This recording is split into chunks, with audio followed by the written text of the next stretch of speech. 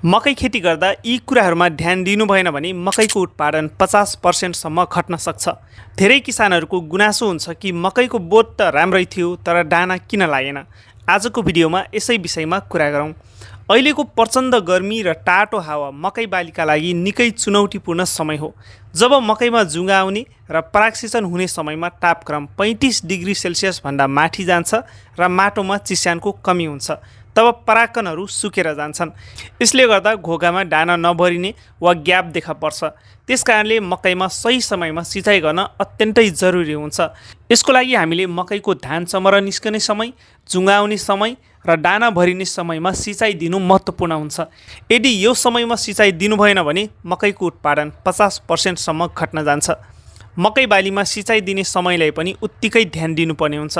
दिउँसोको चर्को घाममा कहिल्यै पनि सिँचाइ गर्नु हुँदैन। यसले बिरुवालाई थर्मल सक हुन सक्छ। सिँचाइ जहिले पनि साँझपख वा बिहान सबेरै गर्दा राम्रो हुन्छ। सिँचाइ गर्दाखेरि धेरै पानी जमाउनु हुँदैन र निकासको पनि उचित व्यवस्था मिलाउनु पर्छ।